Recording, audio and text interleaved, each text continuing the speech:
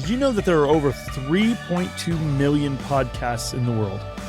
It seems like everybody these days has a podcast. But did you also know that 90% of those podcasts fail to make it to 20 episodes? There are various reasons for these failures, but one reason is that people don't know what they're doing. Shocking, right? As it turns out, the same reason why people don't operate on themselves also applies to podcast success. You want to talk to someone who has had success launching and marketing podcasts.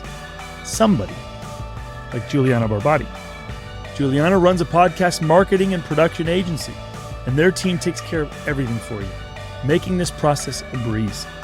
All their info is in the show notes. You can go to julianabarbati.com, tell them TGFB sent you, and get a discount when paying in Bitcoin. That's right, Juliana is a Bitcoiner. Her and her husband were actually Bitcoiners before they were Christians. And so it's been great for us to work with them. They basically came to us and said, hey, we'd love to help you guys, help TGFB grow. And so we'd love to kind of apply our services to you guys. So go ahead and support them. If you have a podcast you're working on or one that you'd like to start, go ahead and check them out. Now let's get to today's show. Jonny Vance, welcome to the Thank God for Bitcoin podcast. Thanks so much for having me, Jordan. It's a pleasure to be here.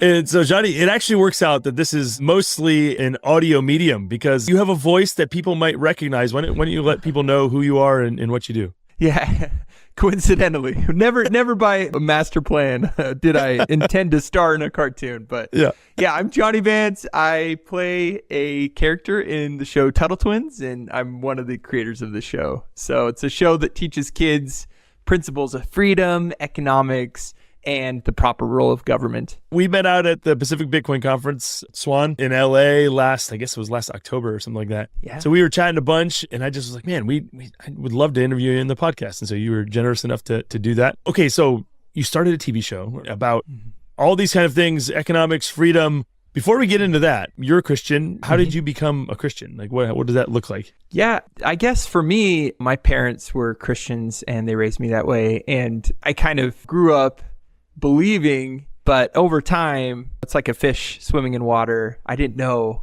what it was to not be a Christian, right? Yep. And I think there was a discovery for me. I served a mission for my church, helping others come to Christ. And I think that was one of the most solidifying times in my life where I could see people not living a life and in following Jesus to changing. And you just see such a drastic difference. I've had friends who have started out raised Christian and then leaving. And I'm like, man, I just can't deny the change I see in people to before and after Christ. It's very similar, I think, to before and after Bitcoin. There's something you can't deny the fruits of living a Christ-centered life. So that's been my journey. And now it's such a North Star for me in everything I'm doing. Yeah. So was there a point in high school or something like that? I mean, that's for a lot of us, that's kind of our story. Like grew up in church and then kind of wandered for a while and then got to a point where you're like, oh, wow, this is. Totally. Yeah. I'd say high school. And then I'd say just that time serving and just realizing, man, this is something I want in my life for good. Yeah. Okay. So then you go on and, immediately after that, you go to college and then you start Tuttle Twins, right? Like that's binary, 0 to 1 moment. Yeah. My life is, a straight line of I knew exactly what I wanted to do. Yeah. And yes. So what does that look like for you? What did that look like coming out of high school? And, what did you study? What did you do? I studied genetics and biotech. So really? I thought I was going to be a doctor. And my life has been a convoluted path through many things. I envy those people who are like, oh, I know exactly what I want to do. And I still don't know exactly what I want to do, but I'm enjoying the ride. So so I ended up being pre-med. I got married. Maybe that helped me get married. It was like, oh, he's going to be a doctor. Great. psych.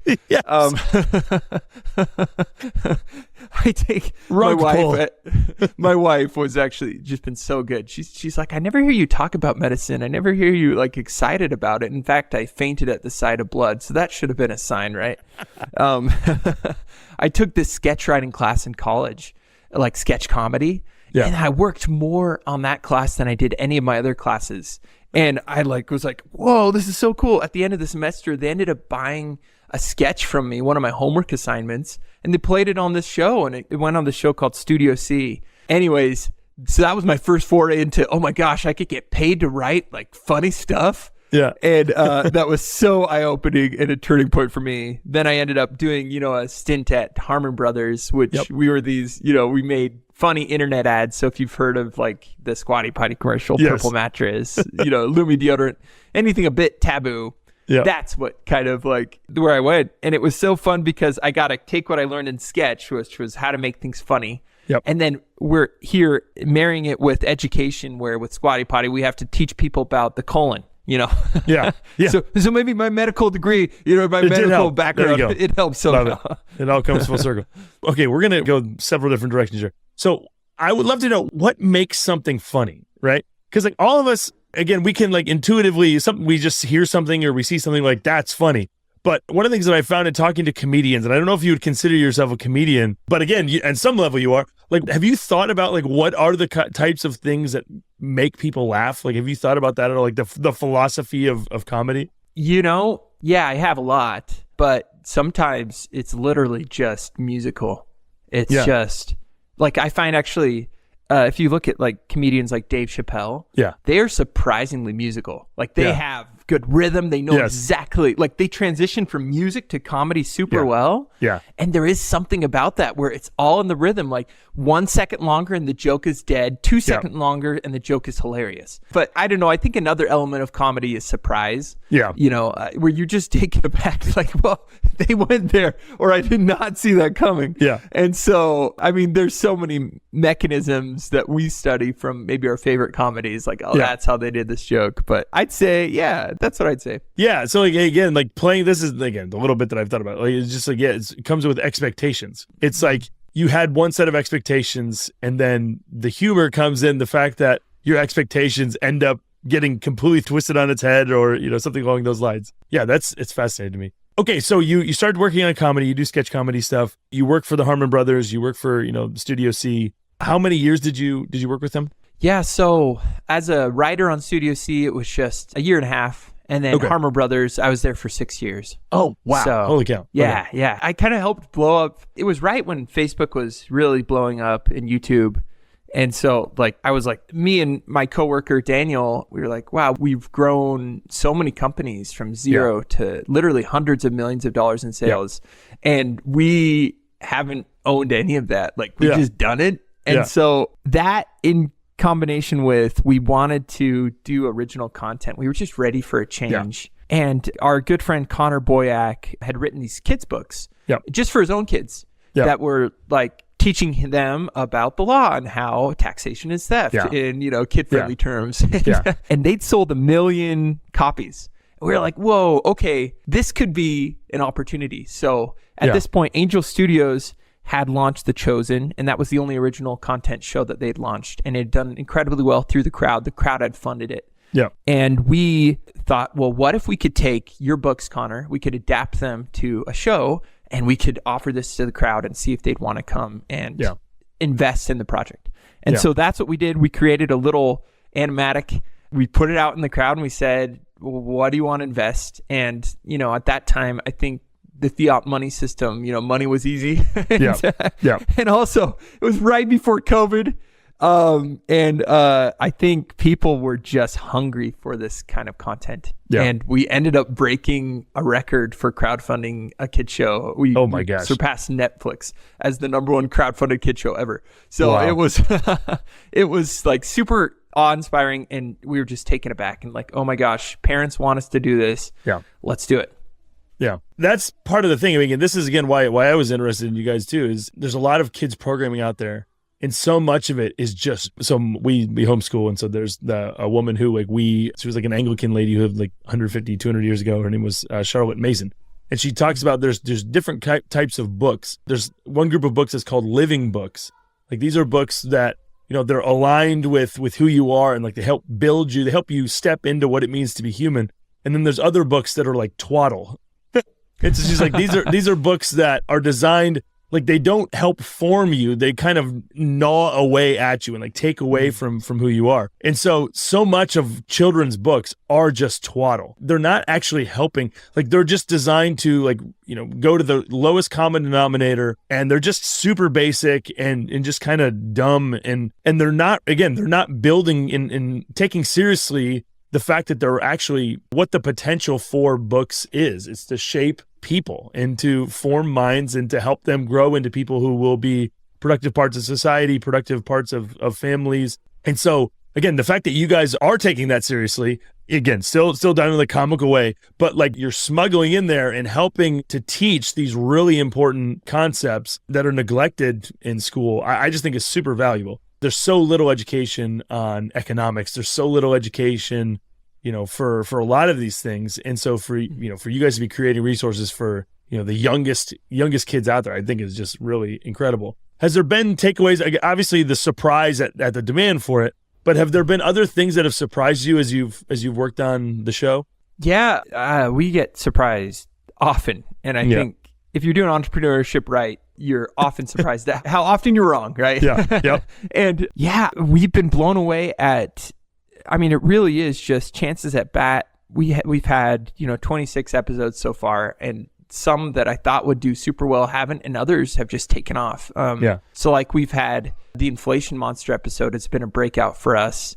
Really? Where, to the point of kids are complaining to their parents at Costco that the prices are too high. They're like, inflation, the inflation monsters hit this too, right? Let's go. I think going through this, I thought kids are kids, and maybe some of these concepts will go over their head, but I think kids are so much smarter than we give them credit for. Yes. And we just dumb down entertainment. Correct. And we dumb down education for them. And we don't think, they could grasp inflation or central planning, but they can. And so we take books like The Creature from Jekyll Island and we make it suitable for kids like you're talking about. And another thing is, I don't know, like the other thing, the industry of kids entertainment is they literally will sneak in stuff. Yeah. They'll sneak in their own agenda. And I think what I've been caught that surprised me is we told parents everything that's in the show, and we even vet the show by parents before we release it, and we have to pass a guild score with Angel. It's a really cool model that they have. Cool. So we work hand in hand with parents,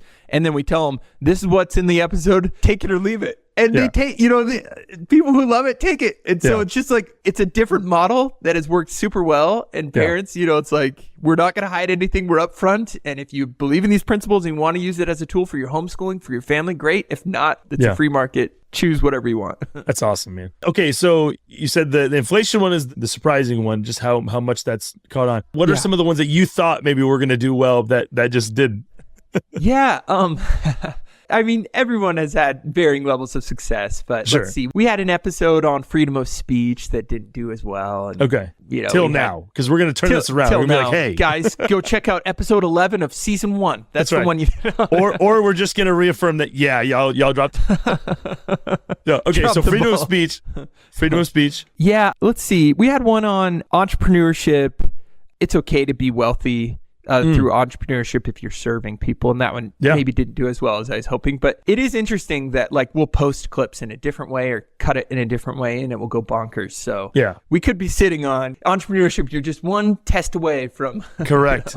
from testing something out. Yeah, I could see that. And some of these things, we're constantly, as I have conversations with pastors and Christian, just normal people all the time about Bitcoin and stuff.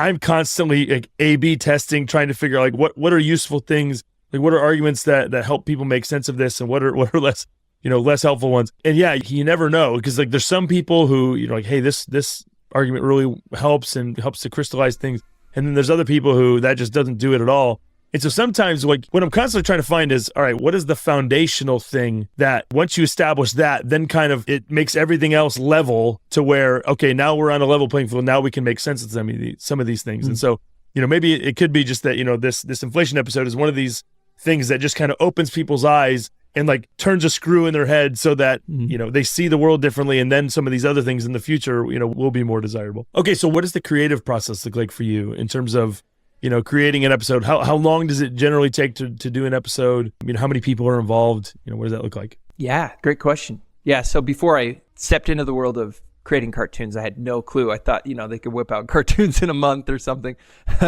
which maybe AI will help us do that in the future. But but yeah, for us, we spend a lot of time on the writing phase with our show. So we'll start with the concepts. And like I said before, we run these by parents where we're like, what do you want to teach your kids? Hey, vote on what do you think is the most pressing lesson? And then parents will do that. we'll take those concepts, we'll find research or books that we can kind of dig deeper on to make sure that we're just airtight on the data and on what we want to teach kids. And then from there, it takes about 7 months before we release the episode. So writing, we take... Before you release the episode. That's right. Okay. Yeah. So writing, we take longer than most shows just because we want it to, we lean on the writing. We get comedians and a lot of people who are just good storytellers. And then we just iterate and we run it through for several weeks. And then we make it into what's called an animatic. So they're just like the moving storyboards. Sure. And then we'll finally do it into the animation that you see on Tuttle Twins. Yeah, man, it reminds me. So I interviewed a theologian named Alistair Roberts a couple weeks ago, and one of the things we were talking about was the pace of production for things on the internet. He's like, if you look at the internet over time, it seems like the attention spans get shorter and shorter, and the content just continues to get compressed in terms of like, so you go from long form video to, to something like TikTok, where it's just these short little things. And so he's like, he just feels the pressure all the time, release podcasts that are longer form. But like, all the time you're sitting there like, all right, how can I compress this? How can I produce more content? All these things. And really, I find myself, I am much more of a longer form content producer. And so being on social media and there being people who are much more, producing many more things, to me, it's like, what is this? I'm like, oh man, I wish I was producing more. But at the same time, like if you're producing good things, then it does take longer. It does take longer to go through. And especially when you're not just trying to express these own ideas that you have, you're trying to incorporate ideas from books or from other people. And so that just involves a lot more time to, again, like you're saying, do the work to figure out, to clarify, is this what you were saying? Am I understanding this correctly? Doing the due diligence, I think is something that, you guys are to be commended for. Again, it's way easier and faster to, and then on top of that, you have got Connor's work, right? You've got these books that you're trying to be faithful and true to. And let me ask you that. What does that relationship look like? What has the relationship been between the books and the show? And then, just your creative relationship with Connor. Yeah. Great question. So Connor had obviously established such a compelling and trustworthy foundation where he was essentially adapting, human action into a kid's book and all these Austrian economists, breaking them down to kids level. And so that was so instrumental. And we pitched Connor when we said with the show, we said, let us create the MCU, the Marvel Cinematic Universe of the comics. And that clicked. And so they are different universes. We've adapted the show to be, to compete with other kids shows. Sure. Yeah. And the books definitely go heavier and deeper on the education than we can in the show. But that being said, Connor's involved with every single episode as an executive producer, and he helps us hone that message and make sure that it's, true and airtight with the data. Okay, so I'm going to go more into that. So I wrote a kid's book. Me and a friend of mine wrote a kid's book. And again, it was one of the most enjoyable and challenging and great and hard and all these things, just because, again, we are different people. And so we worked well together on some things. We basically had corresponding strengths and weaknesses. And so, but there were points where we complement each other in a lot of ways. But there were points where we just differed a lot. We had very different perspectives.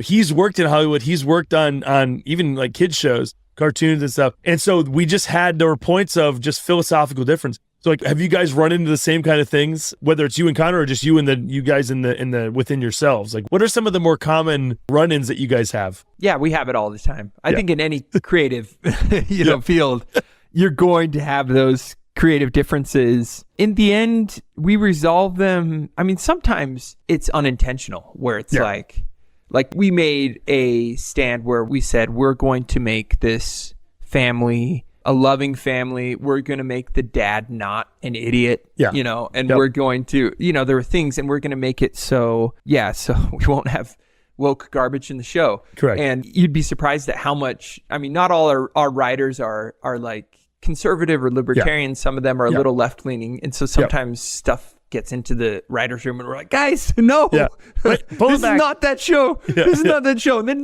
nothing Disney level, but but it's just stuff that creeps in and then you have to pull it back. And I don't know, I think our North Star really is our audience. Like would not be a show without the crowd supporting us. And so we are accountable to them. And we can't just make garbage, and we can't just make whatever everyone else is making. We have to make a different show. Yeah. And again, I think, recognizing that that's a big part of the success that you guys have is because you guys have drawn such a line of distinction between you guys and other shows. I think that's, again, I'm a parent, and it's constantly, it's just so frustrating to try to be watching something and then you're like, all right, everybody close your eyes. That's right. It just gets exhausting. Sesame Street's gone off the deep end. Exactly. that Cookie Monster, his gluttony, he's just, his gluttony. The TGFB podcast is brought to you by the TGFB 24 Conference. Thank God for Bitcoin 2024 is happening July 24th and 25th in Nashville. This conference brings together some of the best minds in the church, the academy, and in Bitcoin to explore the biblical foundations and daily consequences of how money affects the incentives and outcomes of the world we live in. The name of the conference this year is Render to God, Stewardship, Dominion, and the Economics of Glory. We figured that an election year was the perfect time to examine the relationship between God, government, and money.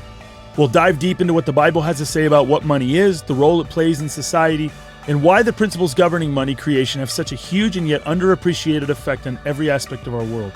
I'll be speaking alongside pastors and respected Christian figures like C.R. Wiley, Thomas Terry, Eric Hurstman, Glenn Sunshine, and many more. Tickets are limited, so use promo code TGFB24 to save 10% today before prices increase. You can also, for a limited time, if you would like to bring your wife with you, we would love for you to do that. We would love husbands to be able to bring their wives, and so we are offering 80% off tickets for wives who want to accompany their husbands. So that means you can get 2 tickets today for $300 by using promo code COUPLE at checkout at tgfb.com/store. Go ahead, run over and do that. We'd love to have husbands and wives together to talk about these very important topics. This is a one-of-a-kind community experience at the intersection of theology, technology, ethics, finance, and economics. We hope to see you there. Okay, back to the show. How has your process maybe evolved over time? Like, what does that look like? Maybe, are there things that you guys do differently now than you did in the beginning? I'm sure you guys have learned a ton. Oh, yeah. Like, have you guys brought in new writers over time? Is that kind of different every season, or what does that look like? Yeah, we've definitely expanded our writing and, gotten people from different points of view. And I think, we've learned so much through trial and error. I think as we've grown with the show, we've gotten more guest stars that can align with the show. And one thing we found is, so I was at a conference called Freedom Fest last summer, and I was just listening in the audience, and it was up in the air what we were going to do and teach about in season 3. And Mike Rowe got up on stage and he sings a song, which I didn't know he could do. And then he just has this whole spiel on how college isn't what's being sold to kids, and how there are many blue collar jobs that are paying 6 figures and are actually allowing kids to progress. And so that was an interesting aha for me, where it's like, oh my gosh, if we can align ourselves, like, this is an amazing message. It seems like Mike Rowe just wrote an episode for us. Executive producer Mike Rowe. That's right. I approached him and I said, hey, do you want to do a cartoon? And he said, let's do it. And so I think that's been an aha for me, when you can align incentives and there's something is organically and authentically somebody's platform, then we can supercharge that platform with our show. And so that was like an aha for me. And we've had so many different ahas in this process of growing the show. What we realized with social media was, it wasn't the most entertaining stuff that went viral for us. It was the most educational stuff. And so we released, clips on our Bitcoin episode that went bonkers. And just people coming out of the woodwork saying, I'm, in my mid 30s and I'm finally understanding Bitcoin. Things like that. Like, so your Bitcoin episode was fantastic. Like, just again, it's seeing all the same the clips. Like, again, I'm like, man, this is the most succinct explanation as I've seen. I had a professor in college, and he basically said, like, if you can't explain something so that a child can understand it, like, you don't actually understand it. If you can't articulate something so a child can understand it, you don't actually understand it yourself. And so I think that you guys are just bearing out the fact that you guys understand through lots of work and, frustration and throwing things at each other. And, like, you guys are working to basically get to the point where you can make sure that, you guys actually do understand these things. Has this been something where, you're saying, like, you guys are finding more people, you're learning yourself. Like, how has it affected your writers to go through the process of, again, if there's people who, haven't come from these Austrian economic background or, necessarily liberty background. Has that been something that over time, you've seen you guys grow, like your writers grow and appreciate? Oh, stuff? yeah. Yeah. Yeah, we have this amazing center left-leaning writer, and she's from LA. And once we got past some of these buzzwords down to the deeper level, she's super convicted. Central planning is bad. and all of these, you get past, socialism, you get past capitalism, you look under the hood. Yeah. And when you do, it's mind-blowing. And so we've seen so many shifts. I would say us writers that wrote on that first Bitcoin episode, like I was like a crypto fan before that, but I came out writing that episode as a hardcore Bitcoin maximalist. Like just reading Safety's book, The Bitcoin Standard, and writing an episode about it. I was like, oh my gosh, what have I been doing? And it's incredible. Yeah. When you break it down to a level of a kid, the side effect is you learn, parents learn, like adults are freaking becoming orange pilled because of this. So it's just mind blowing. If you want to learn something well, learn how to teach it to others. Yeah. And a great way to learn is by having kids. All right. So go have kids, everyone. That's the lesson for today. But no, honestly, that's been one of these things is I have 4 kids. And so we have conversations. And there's been tons of things where my kids will ask me something and I'm like, oh, I know how this is. I know how this works. And then I start to explain it. And I'm like, all right, I know, again, I have like buzzwords in my head. I'm like, I need to figure out, okay, what's actually at the root of these things? And again, that's just not how education broadly works. That's not how most education works, especially, again, you have something like the No Child Left Behind bill, that got passed by George Bush. Again, well-intentioned, like we want to help kids not get left behind. We want to help them learn. But then it just puts so much pressure on the teachers to like get their kids to pass this test that like there's so many schools, they're just geared around preparing the students for the test. And so they're not actually learning in the ways that they should be learning because like the T-loss is wrong. Like the goal of this thing has gotten misconstrued and messed up. And so it's really just affecting the education itself. Are there episodes that are still on your white whale episodes? You're like, oh man, we didn't get to them in seasons 1, 2, 3. There's still things down the road. Or, what's the stuff that maybe you're like, I don't know if our audience is ready for this, or I don't know if we're ready for this. But are there other things like that coming down the pipe? Yeah, our white whale episode is the overpopulation myth. So you're waiting on Elon. With Elon. Let's go. That's what we want. So we actually just partnered with the Cato Institute, and they have this book called Superabundance. Yes. And it goes into all the hard data all around why the world is getting more abundant despite rampant government spending and inflation. Yep. And why it's, with every kid that's born, innovation increases. And humans are not rats. We're not going to eat each other. Correct. Like, we are going to solve problems with every kid, and you should be thanking the dad who has 5 kids, the woman who's at the grocery store, with 3 kids. So that's the white whale episode. I think I'm just, forecasting or throwing it out there that fingers crossed we could get Elon on that episode. Come on, Elon. Either on the episode or sharing the episode, but that's kind of the white whale episode. I'm sure Elon listens to this show. So Elon, go ahead. Come on, help them. That's right. Okay. He's super into God, super into Bitcoin. He's getting there, man. He posts some stuff where I'm like, he's trying to figure it out. Okay, so the overpopulation thing, I guess, are there other things, like other issues like that you're like, man, this is still pretty, again, you guys are building out a foundation. You guys are trying to do some basic things. And then as you're seeing, wow, people are more into this. Like, what are some other issues that you guys are looking at and thinking about? Great question. So I think one, we'll run this by our audience, but one I'd love to do would be parent rights versus government, and how often in societies you see governments want to parent kids.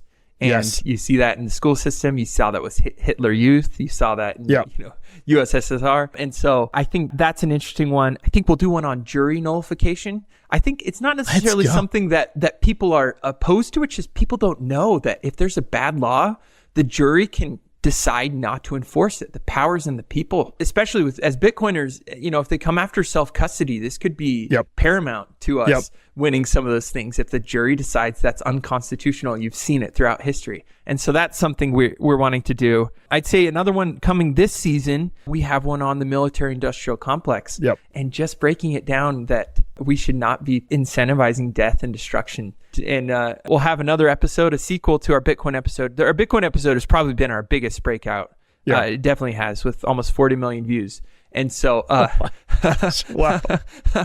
We're doing a sequel this season, breaking down CBDCs and breaking down how Bitcoin is money no one can control. So, I mean, I would say like each Bitcoin episode, we knew before we created that one that our audience was 100% aligned with the money's broken. We just weren't sure how people would react to Bitcoin as the solution. Yeah. And so I would say we'll get some pushback from some of our audience with this episode, but hopefully enough alignment with, okay, I can agree with half the episode. Maybe I'll look into Bitcoin more. So hey, we can start there. That's a good place to be. Yeah, I think one of the things that is like, we are at this point of definitional crisis of like, we don't know what things are. And this comes down to like the most basic fundamental level of like, again, like, what does it mean to be a man? What does it mean to be a woman? What is government?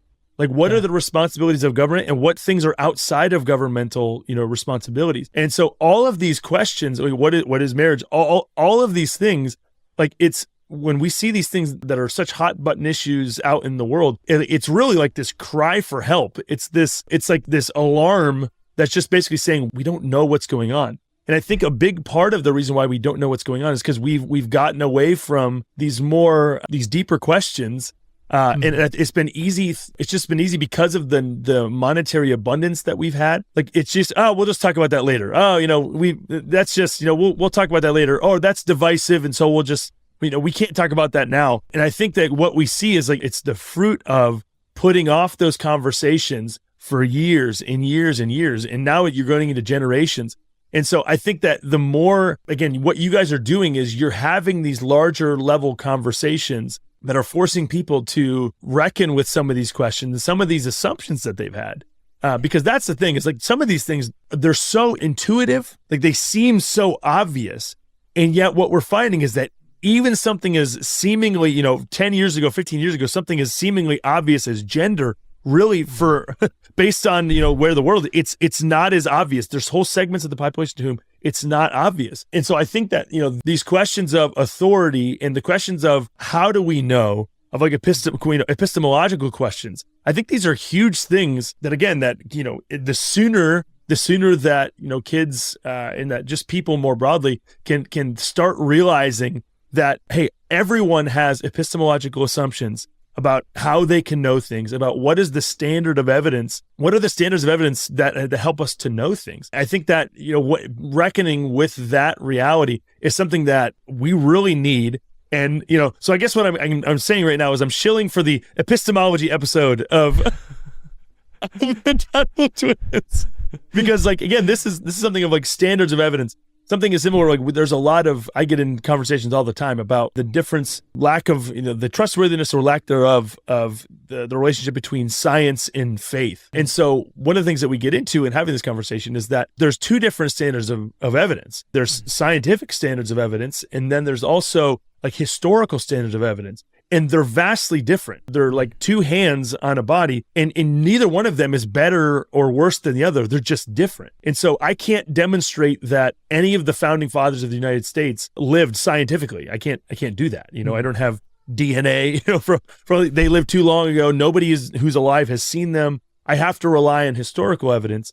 And that is a different standard of evidence than scientific is. And so I just think that a lot of these kind of issues like that are something that we need people who are creating content and doing this kind of work to explain on a basic level for the benefit of kids. But as you're finding, even for the benefit of the adults who haven't had that education, they're still going to benefit just like the kids themselves are. So I think there's something else really interesting and inappropriate about, your success and the success you guys have seen. I just think about the verse where Jesus says, unless you become like a child, you can't inherit the kingdom.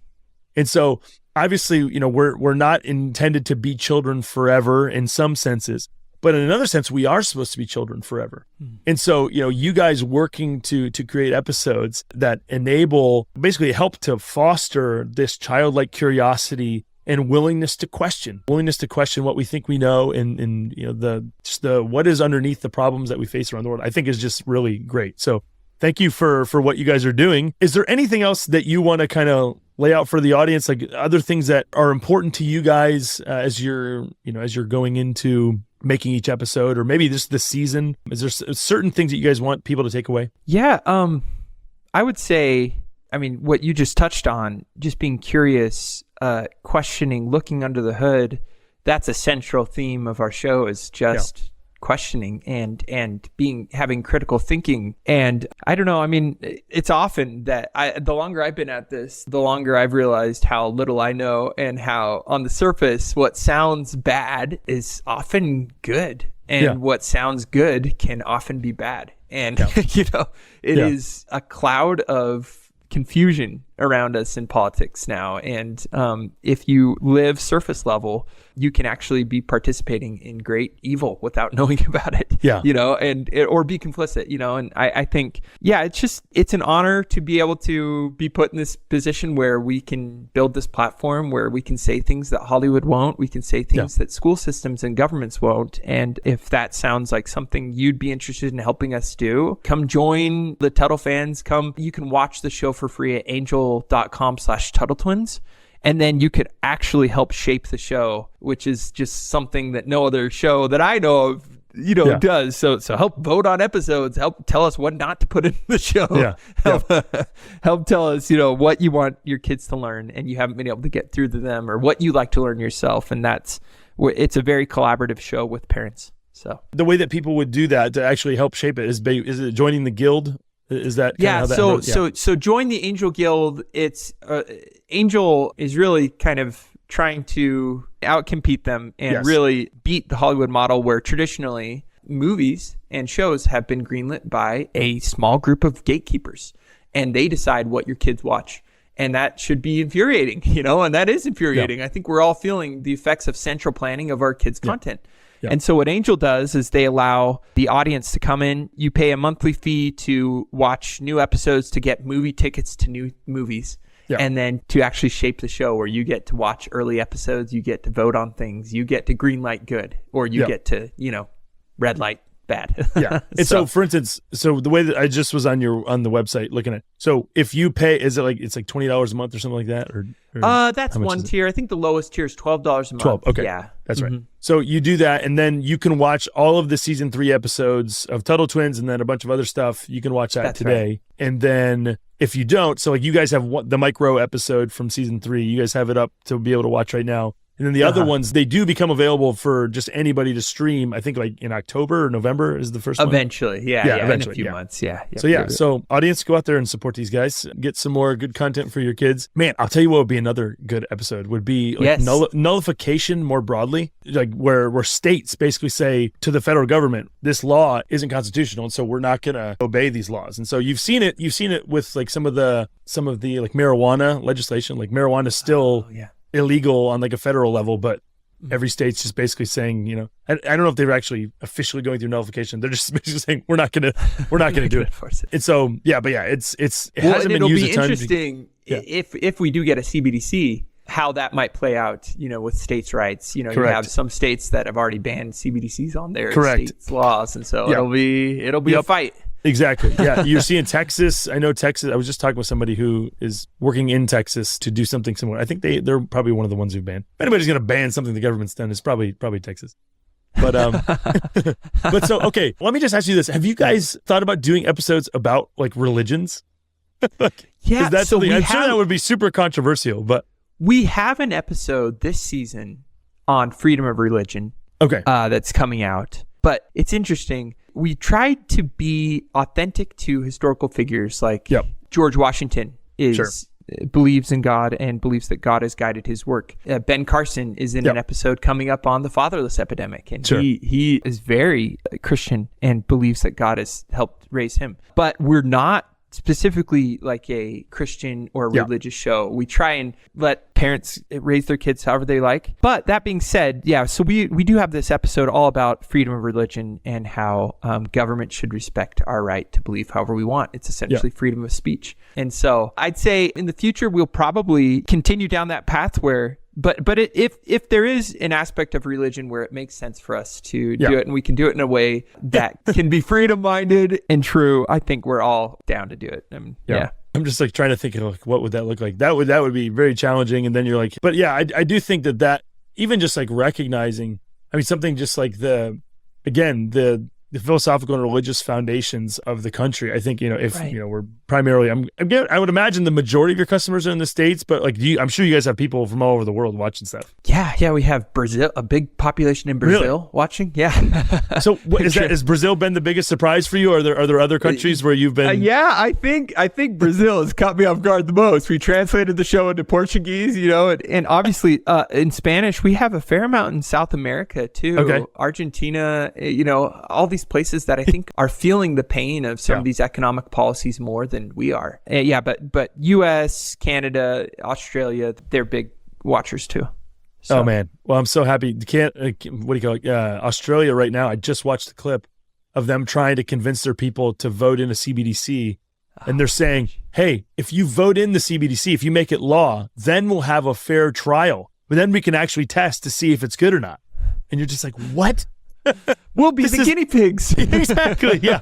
Vote to be the guinea pig, Oh my gosh. Well, most of the countries in the world are either piloting or they've greenlit a CBDC right now. So that was something that was just mind blowing in my research for this upcoming Bitcoin episode. So yeah, it is a genie that we cannot put back in the bottle. If it comes out, it'll be very hard. Yeah. What's been your favorite episode so far? I mean, I'm sure, like, obviously the one that's successful, I'm sure that one feels good, but like, are there particular ones where maybe you had an outsized role, like it was more your idea or something like that, or maybe not? I would say my favorite one that I'm most proud of would be civil disobedience episode. So we did an episode about that, and is that this season 3 or which season? No, season 1, episode 9. So and you can watch, by the way, viewers, you can watch seasons 1 and 2 for free. It's just season 3 that you'll need to join the guild to watch. But that one, it just follows all the great and good that's been done through civil disobedience, and we taught kids, if you disagree with the law, you can break it. Just be prepared to accept the consequence and do it peacefully. And, we had people, it was right during the pandemic that we released it. We had people refusing to wear masks in their school and being sent to the principal's office. And these these kids. And they're like, Jonny Vance told me that I didn't have to obey. They paid the price, and these kids just are so inspirational to me. We also had kids who refused to clean their room, and they said, Tuttle Twins taught me, and their mom said, what?